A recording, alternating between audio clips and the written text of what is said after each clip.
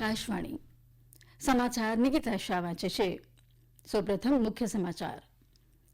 સર્વોચ્ચ અદાલત આજે કોલકાતામાં મહિલા તબીબ સાથે દુષ્કર્મ હત્યા કેસ અંગે સુનાવણી કરશે. પ્રધાનમંત્રી નરેન્દ્ર મોદી આજે નવી દિલ્હીમાં મલેશિયાના પ્રધાનમંત્રી અનવર ઇબ્રાહીમ સાથે બેઠક કરશે. ભારત અને જાપાનના વિદેશ મંત્રી અને સંરક્ષણ મંત્રીઓ વચ્ચે નવી દિલ્હીમાં આજે દ્વિપક્ષી વાટાઘાટો યોજાશે. જમ્મુ કાશ્મીરમાં વિધાનસભા ચૂંટણીના પ્રથમ તબક્કા માટે આજે જાહેરનામું બહાર પડશે. પ્રધાનમંત્રીએ 28 ઓગસ્ટથી શરૂ થનારા પેરિસ પેરાઓલિમ્પિક પૂર્વે ભારતીય ખેલાડીઓ સાથે વાતચીત કરી અને આગામી 4 દિવસ માટે ઉત્તર પશ્ચિમ પૂર્વી અને મધ્ય ભાગોમાં ભારે વરસાદની આગાહી. સમાચાર વિગતવાર. સર્વોચ્ચ અદાલત આજે કોલકાતામાં મહિલા તબીબ સાથે દુષ્કર્મ હત્યા કેસ અંગે સુનાવણી કરશે. મુખ્ય ન્યાયમૂર્તિ ડીવાય ચંદ્રચૂડ, મુખ્ય ન્યાયાધીશ જેબી પારડીવાલા અને મનોજ મિશ્રાની ખંડપીઠ આ કેસ સાંભળશે. ગત સપ્તાહે સર્વોચ્ચ અદાલતે આ મામલે નોંધ લેતા સુનાવણી કરવાનું નક્કી કર્યું હતું. કોલકાતાની વડી અદાલત આ મામલે પહેલાથી જ સુનાવણી કરી રહી છે. અદાલતે આ કેસ સીબીઆઈને સોંપવાનો આદેશ કર્યો હતો. પીડિતાના માતા પિતા સહિત અન્ય કેટલાક લોકોએ નિષ્પક્ષ તપાસની અપેક્ષા સાથે વડી અદાલતમાં અપીલ કરી હતી, જે બાદ આ કેસની તપાસ હવે સીબીઆઈ કરી રહી છે. આ સમગ્ર કેસમાં શરૂઆતથી જ પોલીસની કામગીરી પર સવાલો ઉઠી રહ્યા છે. રાજકીય પક્ષોનો આરોપ છે કે સ્થાનિક પોલીસ ગુનેગારોને બચાવી રહી છે.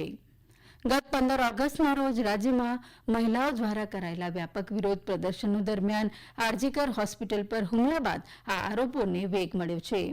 ભાજપનો આરોપ છે કે હુમલાખોરોએ ઇમરજન્સી વિભાગમાં તોડફોડ મચાવીને પુરાવાઓને નષ્ટ કરવાનો પ્રયાસ કર્યો હતો. કોલકાતા પોલીસ દ્વારા ડોક્ટરનો વિસેરા બદલવા આવ્યા હોવાનો આરોપ વિપક્ષના નેતા સુવેન્દુ અધિકારીએ મૂક્યો છે. વધુમાં તેમણે અન્ય પુરાવાઓ સાથે ચેડા કરાયા હોવાનો પણ દાવો કર્યો છે. પ્રધાનમંત્રી નરેન્દ્ર મોદી આજે નવી દિલ્હીમાં મલેશિયાના પ્રધાનમંત્રી અનવર ઇબ્રાહીમ સાથે બેઠક કરશે. આ વાટાઘાટો બાદ બંને પક્ષો વિવિધ કરારો પર હસ્તાક્ષર કરે તેવી શક્યતા છે.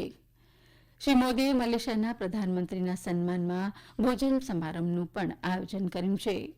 શ્રી ઇબ્રાહીમ આવતીકાલે રાષ્ટ્રપતિ દ્રૌપદી મુર્મુ સાથે મુલાકાત કરશે. તે વિદેશમંત્રી ડોક્ટર એસ જયશંકર સાથે પણ બેઠક કરશે. અનવર ઇબ્રાહીમ ગઈકાલે ભારતના 3 દિવસના પ્રવાસે નવી દિલ્હી પહોંચ્યા હતા. પ્રધાનમંત્રી તરીકે આ તેમની પ્રથમ ભારત મુલાકાત છે. ભારત અને જાપાનના મંત્રીઓ તેમજ પ્રતિનિધિઓ આજે નવી દિલ્હીમાં દ્વિપક્ષીય સંવાદ કરશે. સંરક્ષણ મંત્રી રાજનાથસિંહ અને વિદેશ મંત્રી ડોક્ટર એસ જયશંકર જાપાનના સંરક્ષણ મંત્રી કિહારા મિનોરુ અને વિદેશ મંત્રી યોકો કામાકાવા આ બેઠકમાં ભાગ લેશે. આ દ્વિપક્ષીય સંવાદની સાથે શ્રી રાજનાથસિંહ જાપાનમાં તેમના સમકક્ષ સાથે બેઠક કરશે.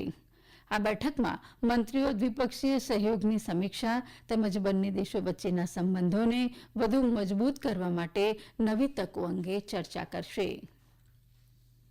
જમ્મુ કાશ્મીરમાં વિધાનસભા ચૂંટણીના પ્રથમ તબક્કા માટે આજે જાહેરનામું બહાર પડશે. આ તબક્કામાં અનંતનાગ, શોપિયા, કુલગામ, રામબન, કિશ્તવાર અને ડોડા જિલ્લા સહિત 24 વિધાનસભા બેઠકો પર મતદાન થશે. આ તબક્કા માટે ઉમેદવારી પત્ર ભરવાની છેલ્લી તારીખ 27 ઓગસ્ટ છે. ઉમેદવારી પત્રોની ચકાસણી બીજા દિવસે એટલે કે 28 ઓગસ્ટના રોજ થશે. ઉમેદવારી પાછી ખેંચવાની છેલ્લી તારીખ 30 ઓગસ્ટ છે, જ્યારે 18મી સપ્ટેમ્બરે મતદાન થશે. કેન્દ્રશાસિત પ્રદેશમાં વિધાનસભાની ચૂંટણી માટેની અંતિમ મતદાર યાદી આજે જાહેર કરાય તેવી શક્યતા છે, જેમાં મતદારોની સંખ્યા અંદાજે 90 લાખ હોવાની ધારણા છે. સીમાંકનની કવાયત અને વિધાનસભા બેઠકોની સંખ્યા 83થી વધીને 90 થવાના કારણે અનેક વિધાનસભા મતવિસ્તારોની સરહદો બદલવામાં આવી છે, જેને જોતા આ વખતે મતદાર યાદી અને મતદારોની વિગતોનું વિશેષ મહત્વ રહેશે. ભારતીય રિઝર્વ બેન્કે નાણાકીય ગેરરીતિઓને રોકવા અને રોકાણકારોના હિતોનું રક્ષણ કરવાના હેતુથી નવી માર્ગદર્શિકા જાહેર કરી છે. નવા નિયમો તાત્કાલિક અસરથી P2P પ્લેટફોર્મને ધિરાણ જોખમોના અનુમાન, ધિરાણ સંવર્ધનની રજૂઆત અથવા બાહેધારીથી પ્રતિબંધિત કરે છે. જે નાણાકીય વ્યવહારોમાં મુદ્દલ અને વ્યાજ અથવા બંનેના સંપૂર્ણ નુકસાનની જવાબદારી ધિરાણકર્તાની હોવાનું સુનિશ્ચિત કરે છે. અગાઉ આ પ્લેટફોર્મ પારંપરિક બેન્કિંગ ચેનલોને હાસ્યાકૃત કરીને વ્યક્તિગત ધિરાણકર્તાઓના સીધા ઉધારદાતાઓ સાથે જોડતા હતા. જોકે નવા માળખા અંતર્ગત આ પ્લેટફોર્મ દ્વારા ધિરાણ વધારો કે બાહેધરી સંબંધી વીમા ઉત્પાદનોના ક્રોસ સેલિંગ પર રોક લગાવવામાં આવી છે. આ સમાચાર આપ આકાશવાણી પરથી સાંભળી રહ્યા છો. આ સમાચાર આપ અમારી YouTube channel AIR news Gujarat પર પણ સાંભળી શકશો. વધુ સમાચાર માટે આપ અમારા ટ્વિટર હેન્ડલ AIR_news_ABAD ને ફોલો કરી શકો છો. પ્રધાનમંત્રી નરેન્દ્ર મોદીએ 28 ઓગસ્ટથી શરૂ થનારા પેરિસ પેરાલિમ્પિક રમતને લઈને ભારતીય ખેલાડીઓ સાથે વાતચીત કરી હતી. ગઈકાલે વિડીયો કોન્ફરન્સિંગ દ્વારા આયોજિત આ મુલાકાત દરમિયાન શ્રી મોદીએ કહ્યું કે એથ્લેટ્સ ભારતના ધ્વજધારક તરીકે પેરિસ જઈ રહ્યા છે. વધુમાં તેમણે જણાવ્યું કે પેરિસમાં ખેલાડીઓની હાજરી સાથે દેશનું ગૌરવ જોડાયેલું છે. શ્રી મોદીએ કહ્યું કે 140 કરોડ દેશવાસીઓની શુભેચ્છા ખેલાડીઓની સાથે છે. આ પ્રસંગે ઉપસ્થિત રમતગમત મંત્રી મનસુખ માંડવિયાએ કહ્યું કે આ વખતે ભારત પેરાઓલિમ્પિકમાં ભાગ લેવા અત્યાર સુધીની સૌથી મોટી ટુકડીને મોકલી રહ્યું છે. તેમણે જણાવ્યું કે 84 જેટલા પ્રતિભાશાળી ભારતીય એથ્લીટ્સ પેરિસ પેરાલિમ્પિકમાં ભારતનું પ્રતિનિધિત્વ કરશે. હવામાન વિભાગે આગામી 4 દિવસ માટે ઉત્તર પશ્ચિમ પૂર્વી અને કેન્દ્રીય ભાગોમાં ભારે વરસાદની આગાહી કરી છે. હવામાન વિભાગ અનુસાર જમ્મુ, હિમાચલ પ્રદેશ, ઉત્તરાખંડ, ઉત્તર પ્રદેશમાં શુક્રવાર સુધીમાં ભારે વરસાદ પડી શકે છે.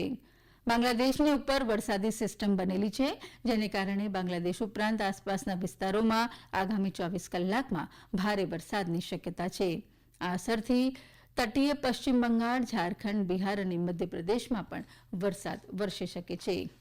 તેલંગાણામાં હૈદરાબાદ સહિત રાજ્યના અનેક ભાગોમાં આજે વહેલી સવારથી ભારે વરસાદ પડી રહ્યો છે.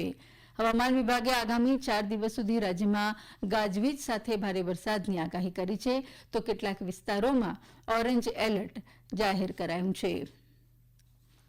રશિયા યુક્રેન યુદ્ધ દરમિયાન રશિયન સેનાએ પૂર્વ યુક્રેનના વધુ એક શહેર પર કબજો કરી લીધો છે. રશિયન સેનાએ ડોનેસ્કના જાલિઝને શહેર પર કબજો કરતા અંદાજે 53,000 લોકોને સ્થળાંતર કરવાની ફરજ પડી છે.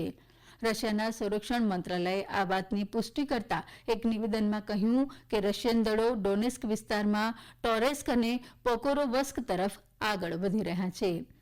રશિયા જાલિઝનેને સોવિયત કાળથી ઓર્ટિયોમોવો નામથી ઓળખે છે, જેને માઇનિંગ ટાઉન તરીકે પણ ઓળખવામાં આવે છે. આ તરફ રશિયાના કુર્સ્કના મોટા ભાગ પર નિયંત્રણ મેળવી ચૂકેલી યુક્રેનની સેના પણ સ્થિતિ મજબૂત કરવાનો પ્રયાસ કરી રહી છે. યુક્રેન સેનાએ કહ્યું કે તેણે અહીં એક પુલ નષ્ટ કર્યો છે. ઇઝરાયેલના પ્રધાનમંત્રી બેન્જામિન નેતન્યાહુએ જેરુસલેમમાં અમેરિકાના વિદેશમંત્રી એન્ટની બ્લિંકન સાથે 3 કલાકની બેઠક બાદ બંધકોની મુક્તિ અંગેના અમેરિકાના મધ્યસ્થી પ્રસ્તાવ માટે સહમતિ દર્શાવી છે. એક નિવેદનમાં નેતન્યાહુના કાર્યાલયે જણાવ્યું કે પ્રધાનમંત્રીએ ઇઝરાયેલની સુરક્ષાને ધ્યાને લેતા અમેરિકાના બંધકોની મુક્તિના પ્રસ્તાવને સમર્થન આપ્યું છે. આ નિવેદનમાં નેતન્યાહુએ પ્રથમ વખત જાહેરમાં અમેરિકાના પ્રસ્તાવને સમર્થન આપ્યું છે. શ્રી બ્લિંકને નેતન્યાહુ સાથેની તેમની મુલાકાતને રચનાત્મક ગણાવી હતી. વધુમાં તેમણે જણાવ્યું હતું કે હવે હમાસ માટે પણ આ સમજૂતી ફરજિયાત બનશે. અમેરિકા, ઇજિપ્ત અને કતાર એમ તમામ મધ્યસ્થીઓ એક સાથે આવવું પડશે અને આ કરાર હેઠળની પ્રતિબદ્ધતાઓને અમલમાં મૂકવા અંગે સ્પષ્ટ સમજણ સુધી પહોંચવાની પ્રક્રિયા પૂર્ણ કરવી પડશે. અમેરિકાના આ પ્રસ્તાવમાં સપ્તાહના અંત સુધીમાં બંધકો માટે યુદ્ધ વિરામ સમજૂતીને અંતિમ સ્વરૂપ આપવા પર ભાર મૂકાયો છે. જો કે હમાસે અમેરિકાના પ્રસ્તાવને નકારી દીધો છે. હમાસે એક નિવેદનમાં આરોપ મૂક્યો છે કે બેન્જામિન નેતન્યાહુ નવી શરતો મૂકી રહ્યા છે, જેનાથી વાટાઘાટો નિષ્ફળ બને અને ગાઝામાં યુદ્ધ લાંબુ ચાલી શકે છે. અંતમાં મુખ્ય સમાચાર ફરી એકવાર. સર્વોચ્ચ અદાલત આજે કોલકાતામાં મહિલા તબીબ સાથે દુષ્કર્મ હત્યા કેસ અંગે સુનાવણી કરશે. પ્રધાનમંત્રી નરેન્દ્ર મોદી આજે નવી દિલ્હીમાં મલેશિયાના પ્રધાનમંત્રી અનવર ઇબ્રાહીમ સાથે બેઠક કરશે. અને આગામી 4 દિવસ માટે ઉત્તર, પશ્ચિમ, પૂર્વ અને મધ્ય ભાગોમાં ભારે વરસાદની હવામાન વિભાગની આગાહી. આ સાથે આકાશવાણી પરથી સમાચાર પૂરા થયા.